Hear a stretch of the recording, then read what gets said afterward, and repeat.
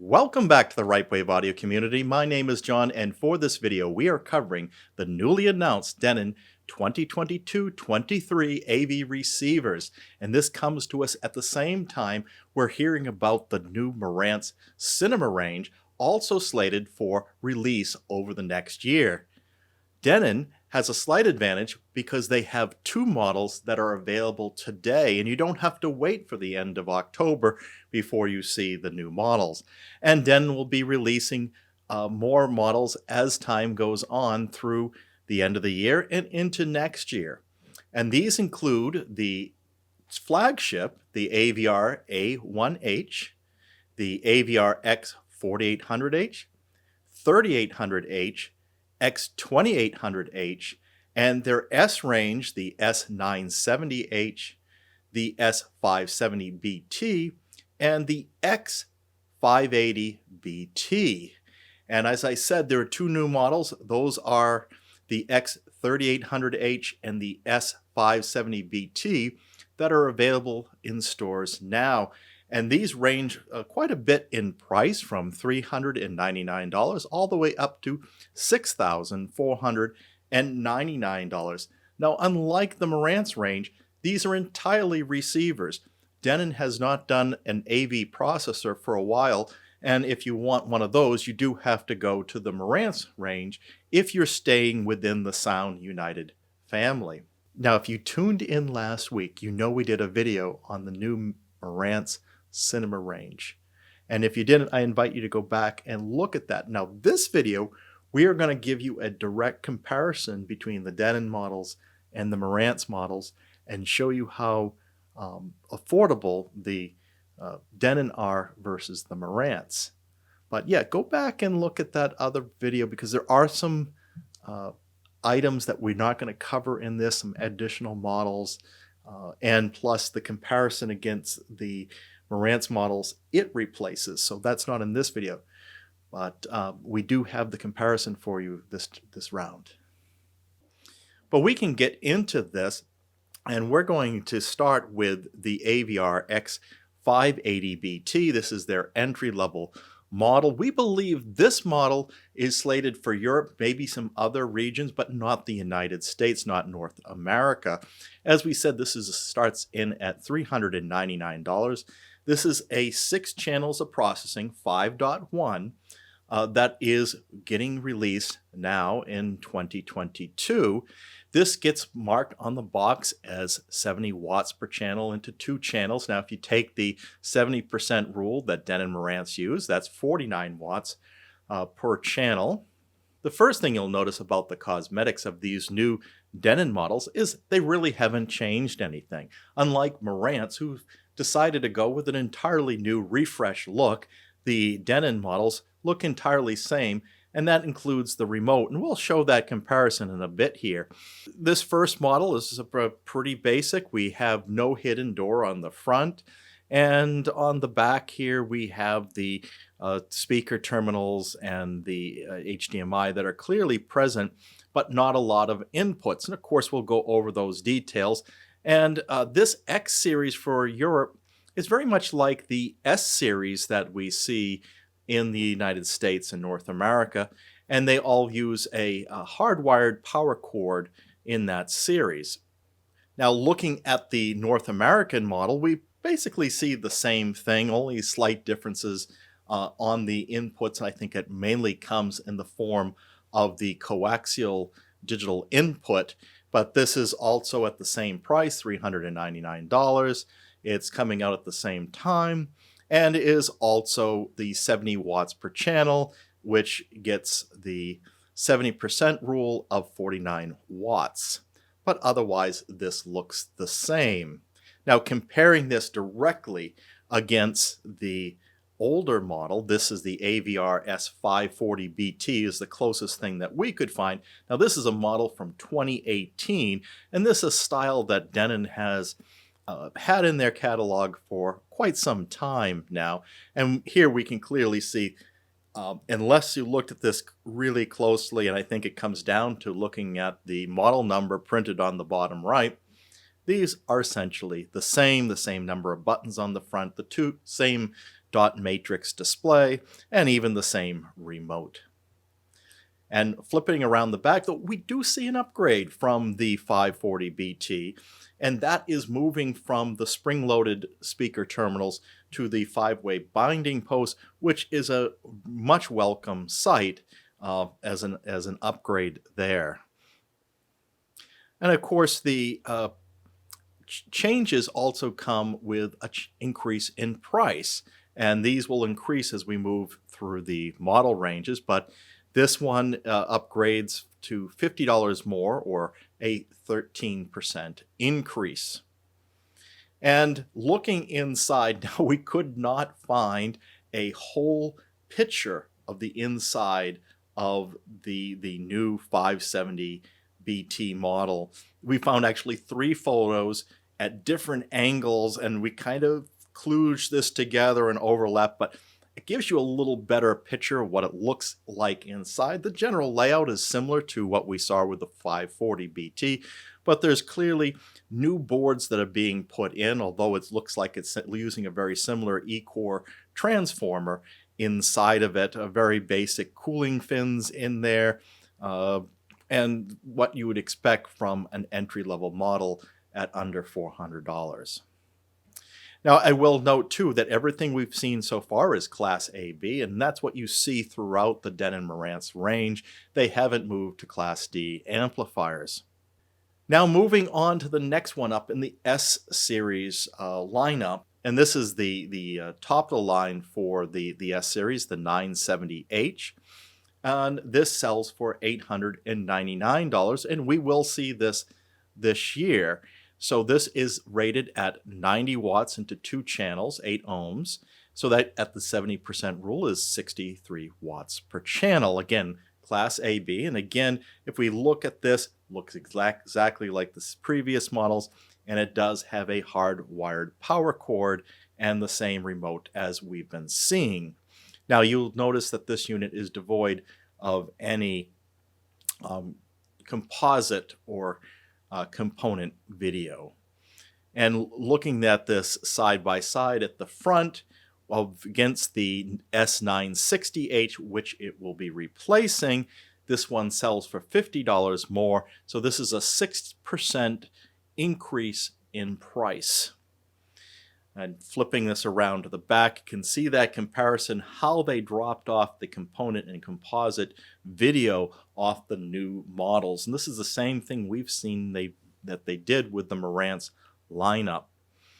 So otherwise, this is the same. And this is a 7.1 processor, 8 channels of processing in this unit with the 7 channels of amplification. Now, looking at the inside, and we actually have clear pictures of both the new and the previous models here.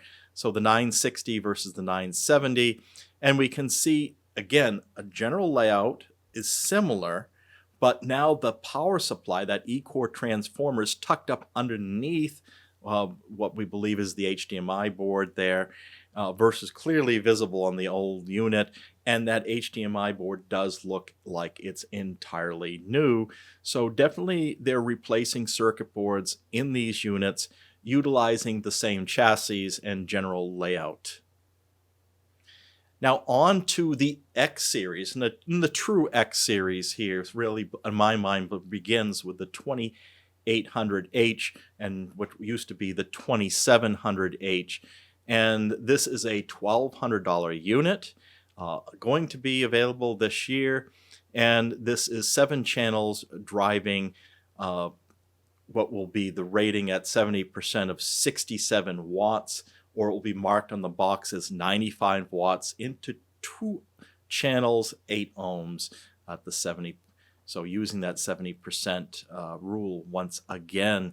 And again, the same remotes, the same look and feel, the 2 knobs on the front. And with the X series, you definitely are into the wireless and you've got the antennas. They don't always show the antennas, but we'll show you where and where not they have Wi-Fi, and it's most of the models on up here. So this is the X2800H. And if we compare this against the 2700H, identical. I don't see any changes from the front of the unit.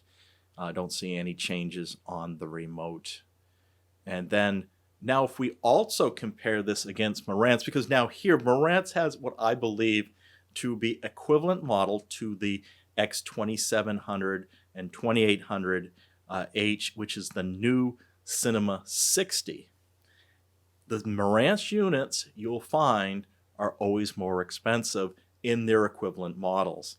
The Marantz model here is $1,699 or $500 more, a 42% higher price than the Denon equivalent. So if you just care about the functional aspects, you may strongly consider Denon over Marantz, and you'll see this theme over and over again. Marantz has a slightly higher output rating on the amplifiers, so being 100 watts into 2 channels versus 95, or as it translates 70 watts at the 70% versus 67.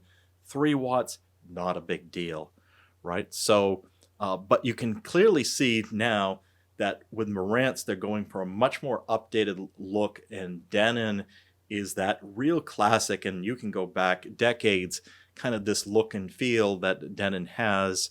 And they changed over the year, but of the type, using these dot matrix screens with lots of information on it. Frankly, I think that's much more functional. That porthole doesn't provide a lot of function on these units. And at this level, there's still no hidden doors on either the Marantz or the Denon, and they have that 1/4-inch phono jack in the front. The Marantz has decided to upgrade their remotes versus Denon hasn't. So that's another thing that you'll see there. So cosmetically, Marantz is going both the unit and the remote. The 2800H are on the back compared to the 27H. Again, they've dropped the composite and component videos from this is the big change here. And versus the 2700, the new 2800 is $100 more than the Denon model it replaces, and that's a 9% increase in cost to you, the consumer. Now, comparing that to the back on the Marantz, not much more different here. We're looking at that Marantz Cinema 60 here. It's $500 more, or 42% more than the Denon equivalent, as we noted in the past here. Looking inside the 2700 versus the 2800, again, similar layouts, but I start to see more changes here with that transformer tucked up underneath the HDMI board. Now you see the heat fins, the cooling fins, stretch completely across the width of the unit. A little different design there. Again, it's a different video board that we're seeing. So yeah, they've made some changes to the internals more than what's visible on the outside. And so the 2800 and the 2700, they're sticking with the same channel counts. This is a 7.1, 8 channels of processing. Now moving up to the next model. This is the X3800H. This is a big jump in channel count. So this is 15 channels of processing. This is $1,699. Also a 2022 slated model. This on the box is 105 watts a channel, 2 channels driven, and to 8 ohms, which becomes 74 watts at the 70% all channels driven rating. Again, Class AB, and no difference there. And it's the same look and feel, and particularly comparing against its model it's replacing. It's the 3700H. So this is going up another $100 over the old model, or it's a 6% increase in cost over that 2020 model that came out 2 years ago. And again, looks exactly the same, albeit the little buttons on the front are different. Yeah, I do see that now, that the 3700 had these round circular buttons, 8 of them, just under the LCD display, and now that seems to be handled differently. And then comparing it to the Marantz, and you can see once again how Marantz is going for a much more stylish but less functional design there. And they're hiding the buttons under a concealed door, versus Denon is not at this price point with its equivalent Cinema 50. Now, if you want the Marantz model, you're going to pay $800 more, or 47% more for the Marantz. You're going to get effectively 3 more watts per channel, all channels driven at the 70% rule, right? So you're only looking at 105 versus 110 at 2 channels driven. So not a big difference, but Marantz, they're showing it a little bit more on those Class AB amplifiers. And then looking around the back, the 37 versus the 38, again, you see the exclusion of the composite component video, and that is the big change on the back of the unit. And then comparing it against the Cinema 50 on the back, these essentially equivalent. I don't see any difference in I/O on these 2 units. And again, the Marantz remote is been updated to agree with the other ones. Now, looking inside the 3800 versus the 3700, you can see a little more change here as well. Although these are more consistent than some of the, say, the 2800. You can see how when you get up to this level from the 2800 to the 3800, the cooling fins are done, much more robust on there. And the power supply looks a lot more robust as we move up in their model range. And, so once again, you are getting, a big increase in processing. When you go up to the 3800, now you're at 15 channels of processing, and we'll show later how they get to that. And this one is a unit that's slated for release this year. And the X4800. So the X4800, this is the top of the line for the X series. This is also 15 channels of processing, so similar processing as the 3800, but this sells for $24.99, and we expect this sometime next year. Marked on the box is 125 watts a channel into 2 channels, but at the 70% rating, that becomes 88 watts per channel, Class B AB amplification. And when we compare it against its equivalent that it's replacing, the 4700H, we see that it's a $400 increase, or a 19% increase to you. Slight change on the remote here. They're basically, looks like they're using the remotes that were in the lower models versus having a distinct one for the 4700H as they had before. So in 2 years, this is how much they've changed, is mostly on the remote. The buttons are hidden behind a door, and we can take a look at this. And when you reveal that, all these buttons seem to be arranged in the same place with the same options, but they did take away that HDMI port in the front.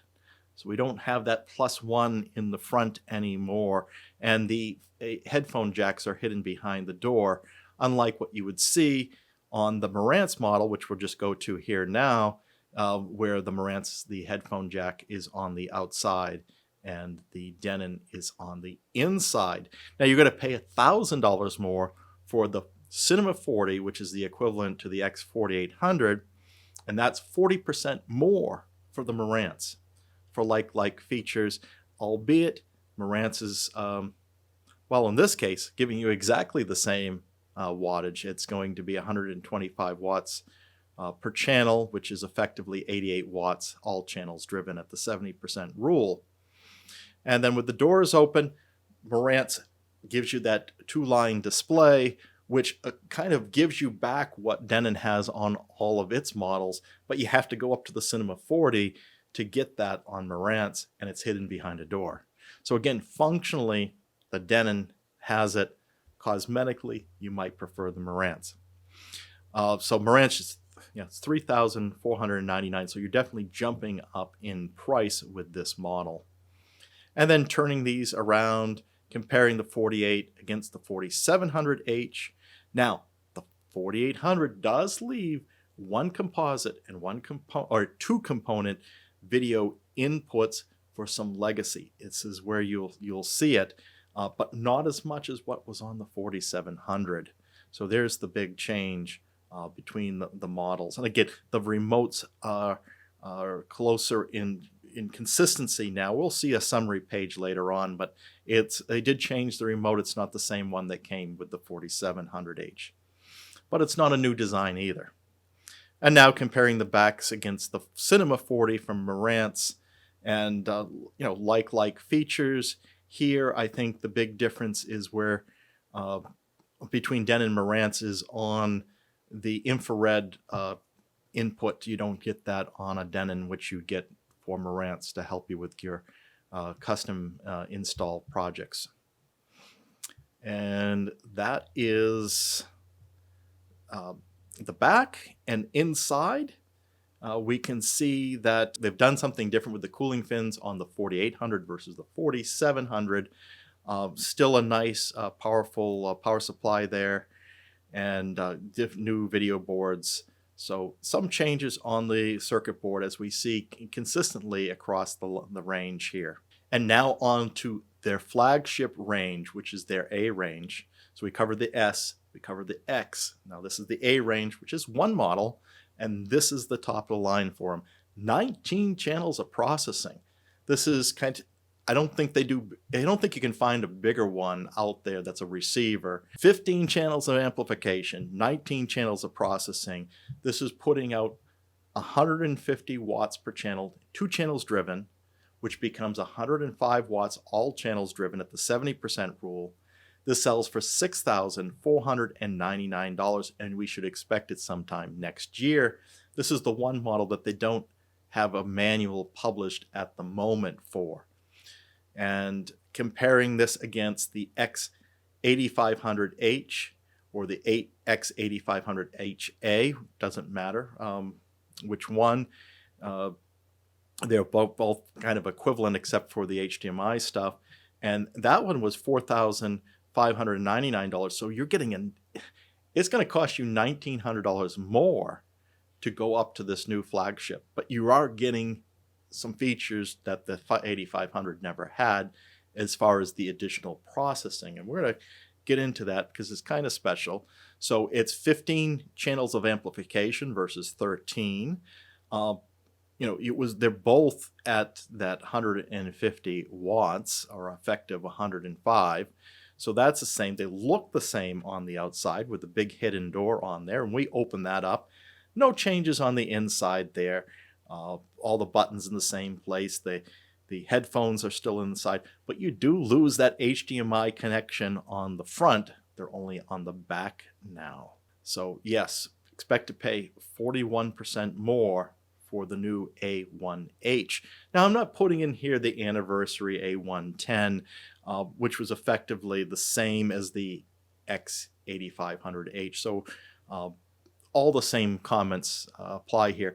Now, other thing I'll note is on the remote, the new model, again, doesn't do anything special. It's the same style of remote through the whole line, and it doesn't have the LCD display. So both Denon and Marantz are taking that LCD off their remotes, even on their flagship models. Now, comparing the A1H against Marantz's flagship. Now, Marantz's flagship is not a receiver. It's a processor. It's their AV10, but this is the closest we could find. They're both 19 channels of processing. Marantz, you're going to pay, again, more for. It's $500 more. It's an 8% increase over the Denon flagship. So, again, Marantz is always a little bit more. And again, if you look at the inside with that front door open, that essentially gives you the same two-line dot matrix display that Denon has out in front without the door open. So that is the difference cosmetically there. If you flip these things around the back, a big change here on the A1H is now you have balanced subwoofer outputs as well as a balanced input. So that is a big change, but you lose all your composite and component video. So you don't get that on their flagship, not a single one there. And then if you compare it against the Marantz on the back, these look pretty much identical. Again, you don't have that wired infrared on the Denon model. And comparing the inside of their previous flagship with the new one, similar layout, all independent amplifiers in here, discrete amplification. Again, the video boards look different. We've now got this Hios branded plate over the board in the rear center there. But nice big E-core. So it's E-core around the whole range, linear power supply, not a toroid, but not a switch mode power supply either on any of these Denon models. But yes, you continue to pay a premium for the new releases, and I guess that is to be expected in this day and age. Now, comparing all the Denon models side by side, you do look like all one big family, that similar look and feel. The S range up to the 2800 and 3000H, those don't have any of the doors that open, but the last two models, the 4800 and the A1H, have those concealed doors. Now, if we quickly look at the like models from Denon and Marantz, so you have the 2800H is the Cinema 60 from Marantz, which you pay $500 more for. The 3800 has the Cinema 50, which you pay $800 more for Marantz. The Denon is the X4800, which you pay $1,000 more for the Cinema 40, and the flagship, the AVR-A1H receiver with 15 channels of amplification, is $500 less than the Marantz AV10. That's just a processor with no amplification. So definitely Denon is the value line. And quickly looking inside of all of these, you can see how the quality of the interior gradually increases. Those heat sinks are gradually getting more rigid and robust. We're seeing more discrete amplifiers as we get into the flagship, and we see the power supply, getting more robust as we move up the line as well. But we know that these are all getting a little more treatment. And now on to the specifications. And of course, we always start with the speaker layouts. And for the convention we're going to be using with Denon Marantz here is we're going to have these colors that are shown in the infographic. The orange meaning that it is amplified, and if you look in the back of the receiver, these are the ones that have the fixed amplification, and the ones that are in the light red are the ones that are assignable, but they're how it's written on the back of the receiver. This is the default usage of that. And if it's the darker red, these are the other speakers that can be assigned to that channel. Now, if you add these up, it's going to come to more than what the receiver supports in total for the processor. So you got to keep that in mind. So these are what it can be configured for. So the manual will go through and say, hey, I can or cannot configure front wides with this receiver. So we can see here that the AVR-A1H, the 8500HA, those are the two that you can configure front wides for. The other ones, the manuals don't talk about configuring front wides. So that's one possibility for the assignable channels there. So this is how the convention goes. But look, you've got the A1H now that's capable of processing 19 channels, and what it does differently than the X8500HA, which gives you the additional channels of processing, is it gives you 2 more subwoofer outputs.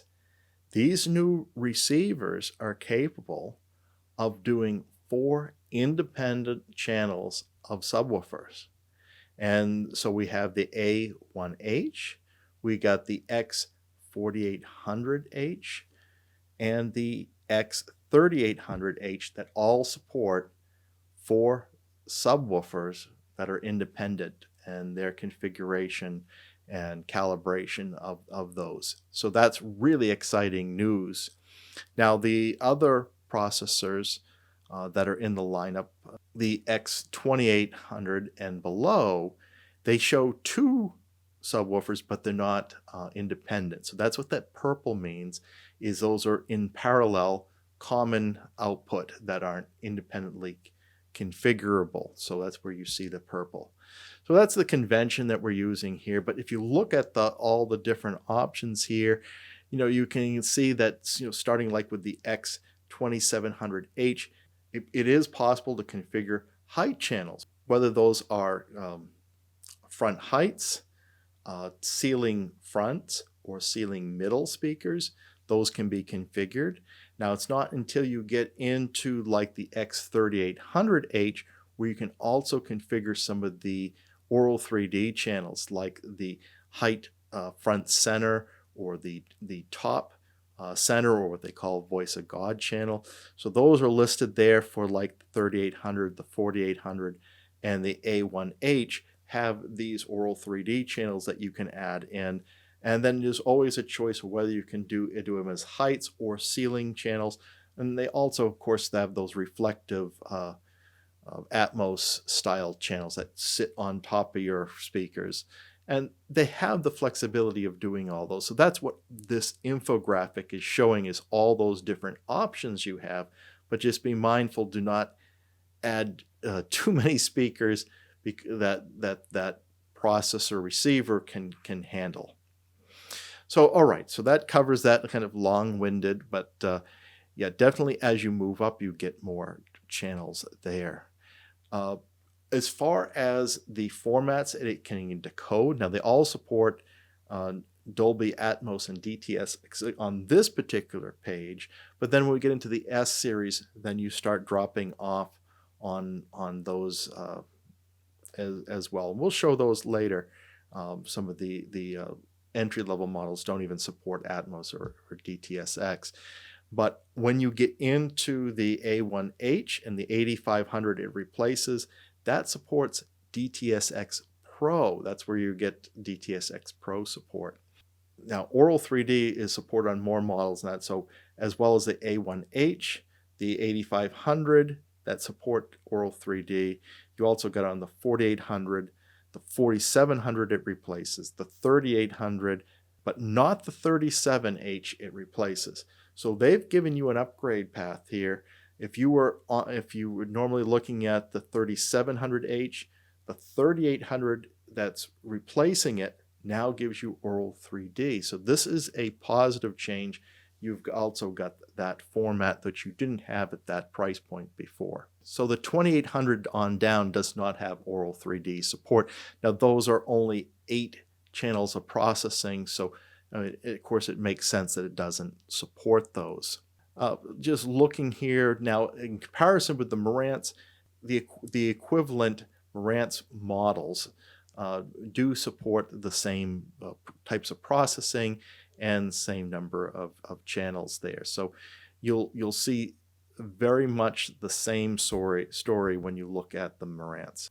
Now looking at the more entry-level ranges, the S series, with the exception of the X540bt, which is pretty much an S model, but for certain markets, you'll see that you really only get basic support for immersive audio. You only get a maximum of 2 channels that you can look at there, and that's really a trade-off between whether you're going to do your rear surrounds or put something up on the ceiling there, and they only support it for Atmos and DTS. No DTSX Pro, no Aural 3D. And then when you get into the X580bt or the 540bt or the 570bt, these are only 5.1 receivers, and they don't support any of the immersive formats.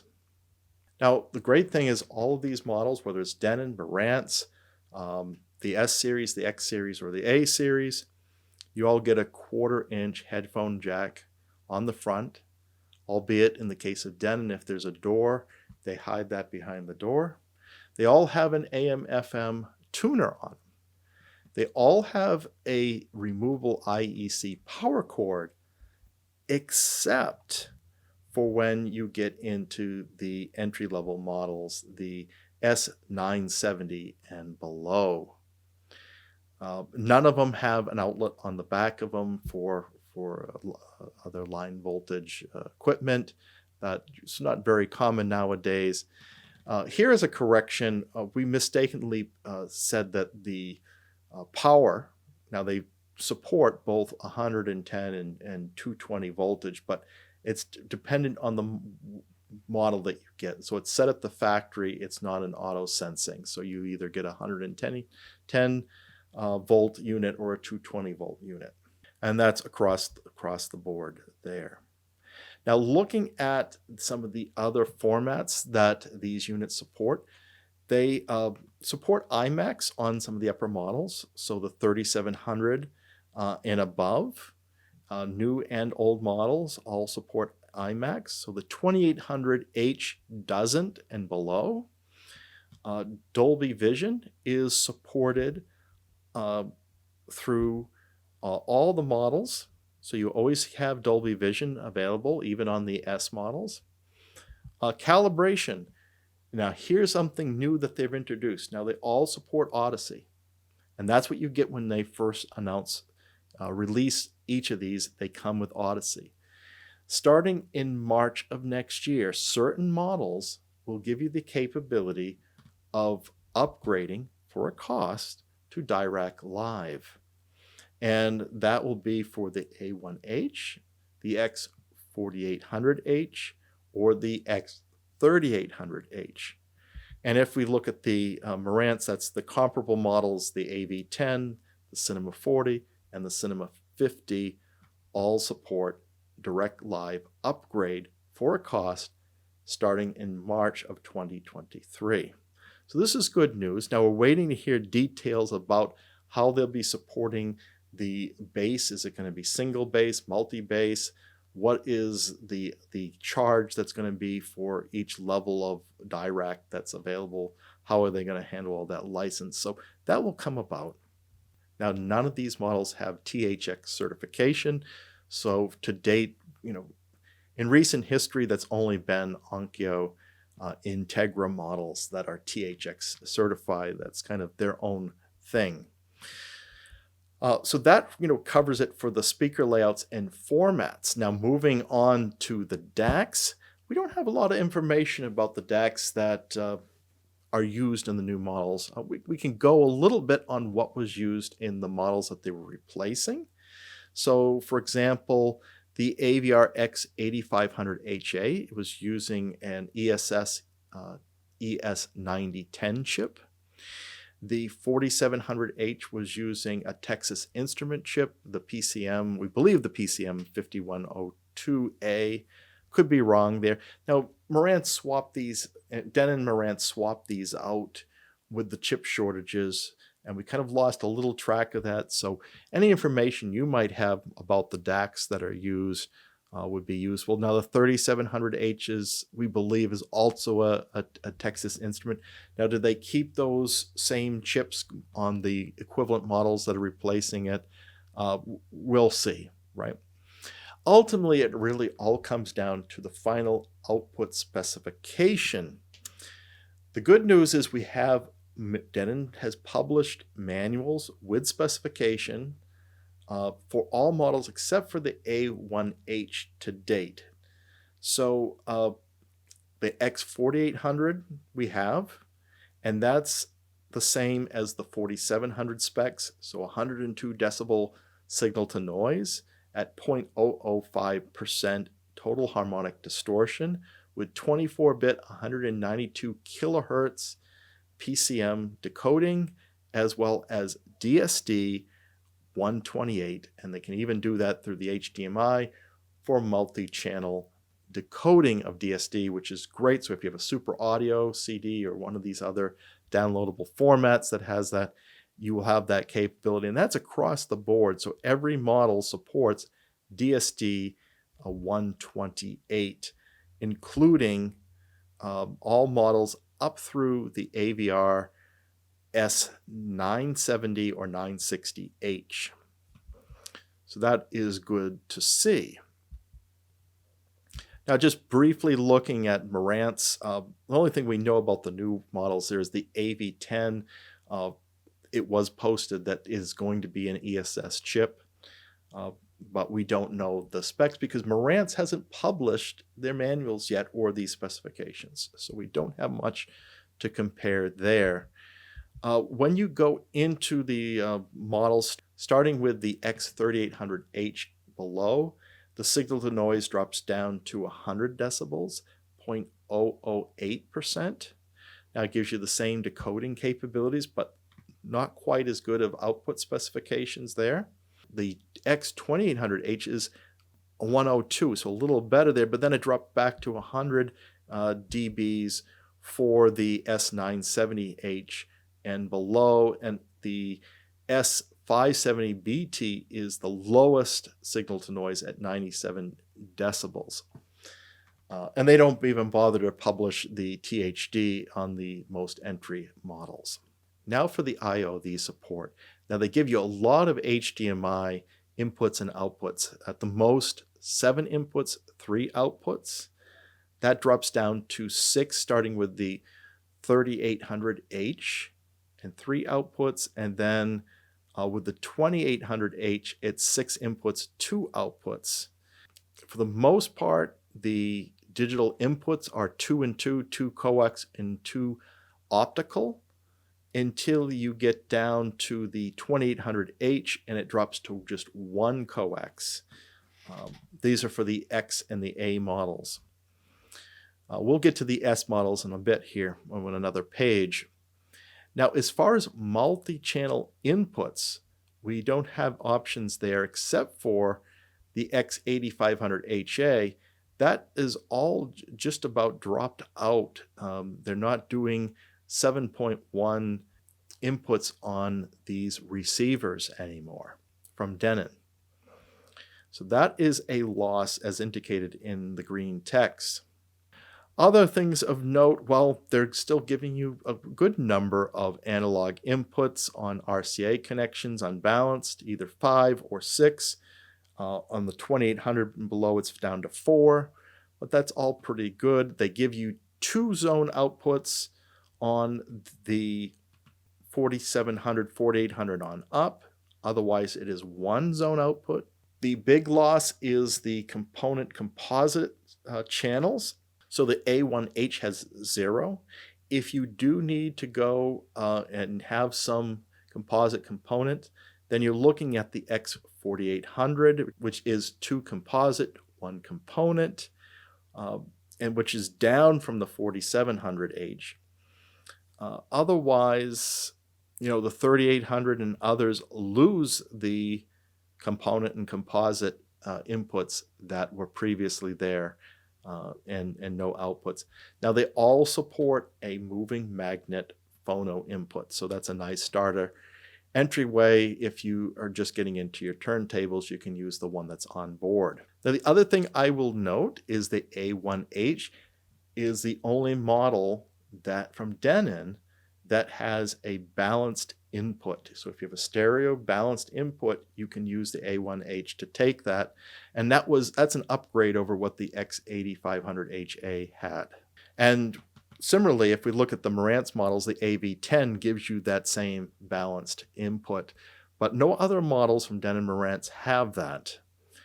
Other comparisons against Marantz, I think they're all pretty darn close.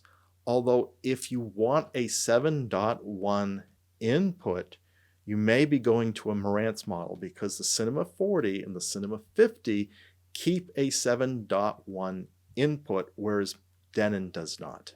And now on to the S models.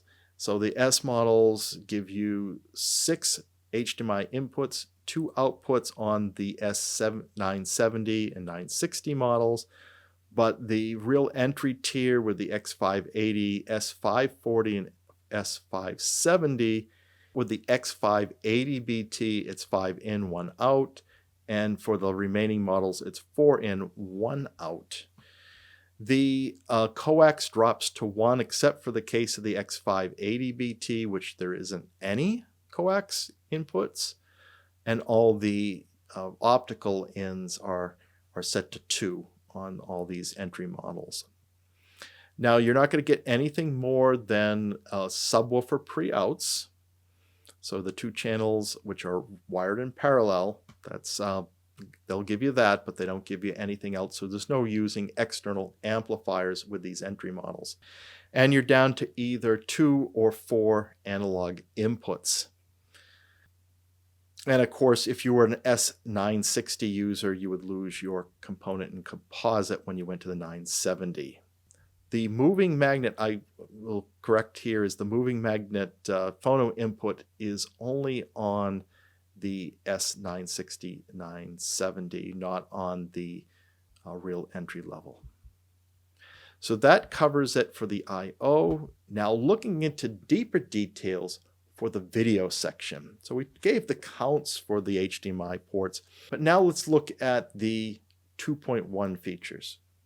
So the big increase with these new models, whether it's Denon or Marantz, is you get a lot more of your inputs that are 8K capable, plus all the other HDMI 2.1 features. Remember, it's not just 8K we're talking about, but that's the one that's getting everybody's attention.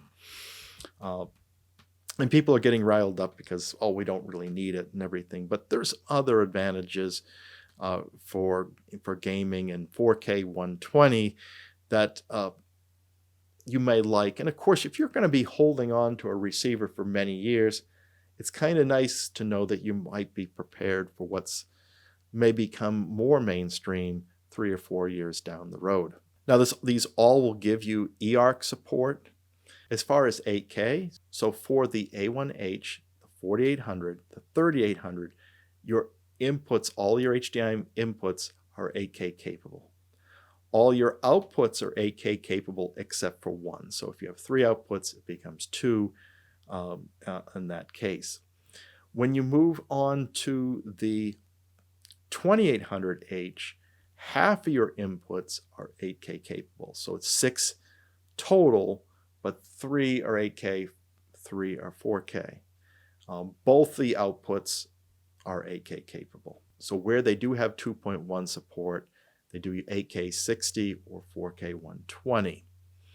They're all going to support variable refresh rate. For quick media switching, Denon is explicitly saying on their site it's not supported for the new models, but they said it was supported for the old models. I find that interesting that they've actually stepped back from that claim. Quick frame transport. You'll notice on the Denon Marantz site, sometimes they say quick flame transport. I think that's an error. Auto low latency mode, you've got those features, and that carries through, and the same settings for the same capabilities for all the Marantz models that are equivalent. All of the entry models support it except for the S540bt, which was from 2018 and really was only a 4K. So all these units support 8K except for that model, the 540bt, which is probably outgoing at this point. As far as the HDR formats, they all support hybrid log gamma. They all support HDR10, HDR10 Plus, except for the 4K model that's outgoing. They all support Dolby Vision now, except for the S960H, which is now superseded by the 970 that has it. IMAX comes into play starting with the X3800H or the Marantz Cinema 50 on up. So that's only on those model. And they all support the copy protection HDCP 2.3, except for the 4K model, which is 2.2. Now on to networking. Now these all have Ethernet ports on the A and the X series. They all support Wi-Fi and Bluetooth. And I find that a lot more of the older Denon models had Bluetooth to headphone support. Now the 8500HA manual doesn't speak of that capability. That seems to be the only model there. The only Denon models that don't support Ethernet and wireless capabilities are the BT models. Now, none of these support the advanced features that you might see in a JBL synthesis or Storm or Trinity processor like AOIP, AES67, Dante, AVB, HDBT. So we don't really expect that from Denon Marantz. They don't really play in that arena. As far as control, all the voice control that you'd normally see from Alexa, Google, HomePod from Apple. What we have seen dropped is voice control. They don't seem to mention that anymore. A few years ago, Marantz and Denon all supported that. So I'm not quite sure what's going on with that capability. They all support protocol interfaces.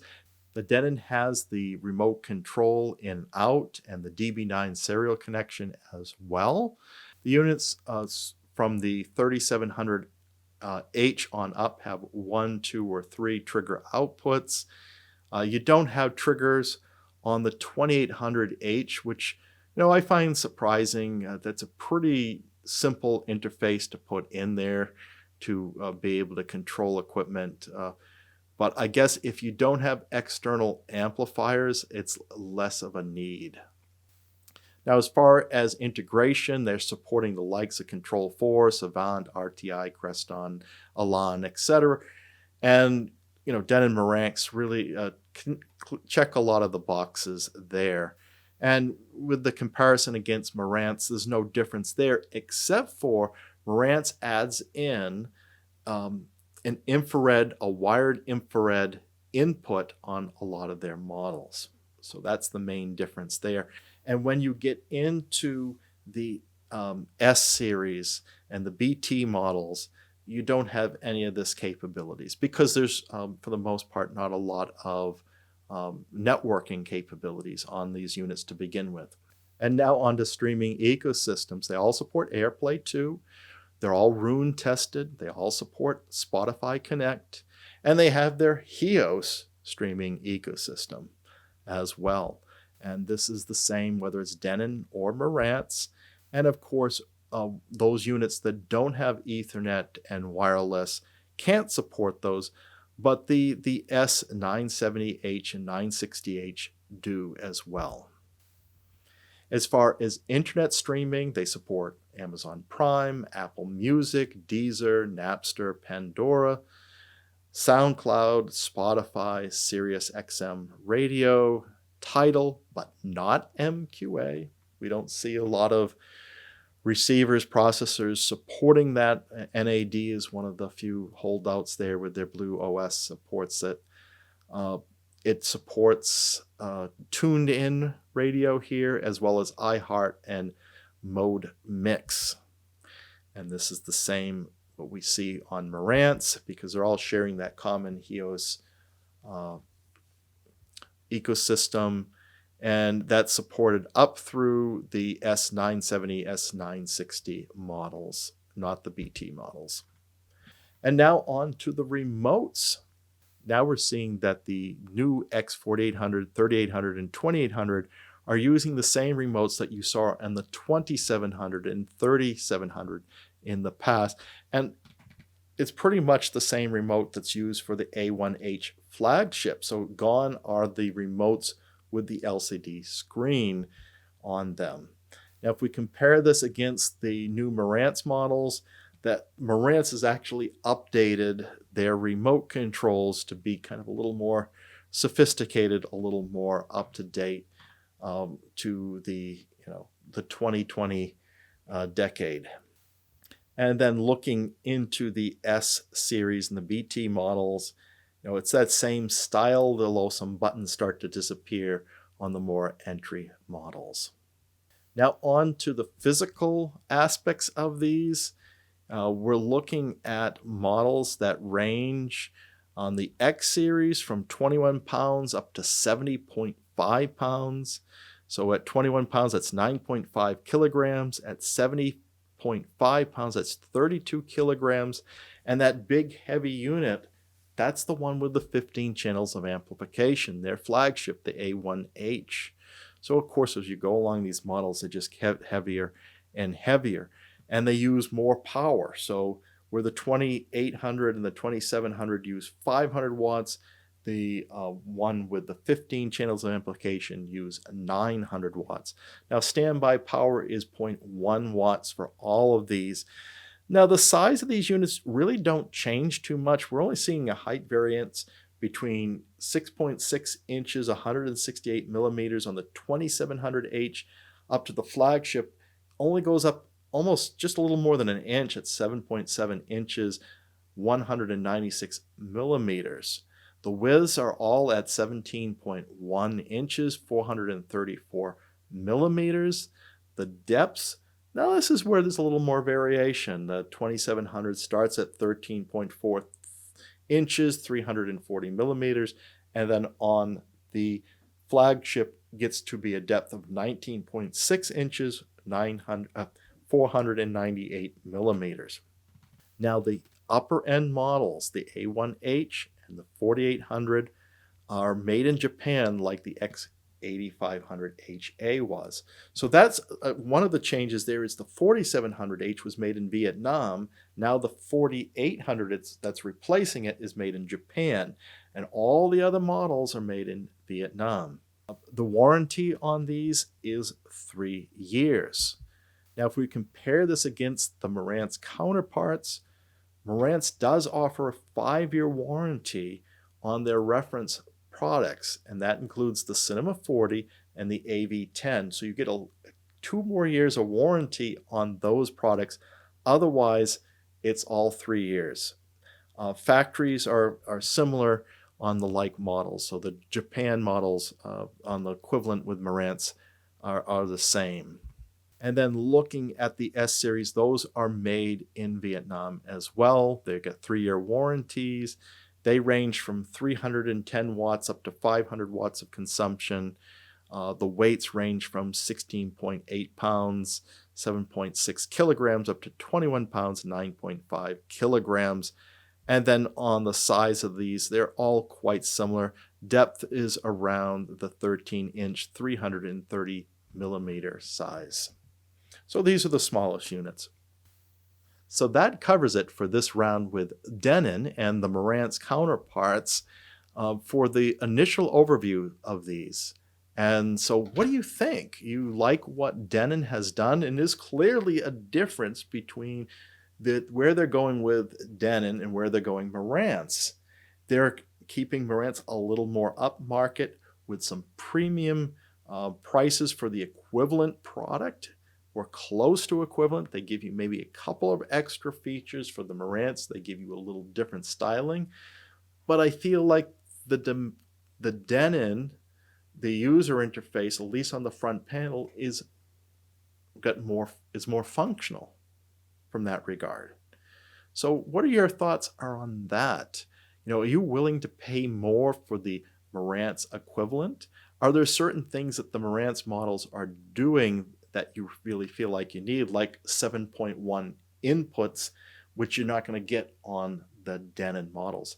That feedback would be useful to the RightWave audio community. And if you enjoyed this video, please like and subscribe to this RightWave audio community. And if you want to take your involvement to the next level, please consider being a Patreon. That would help us out immensely, that contribution, and we thank you for that. And that can be done at www.patreon.com/RightWave. Regardless, you can always hit the bell notification so you'll be notified when the next video is posted. Until then, keep evolving your audio experience.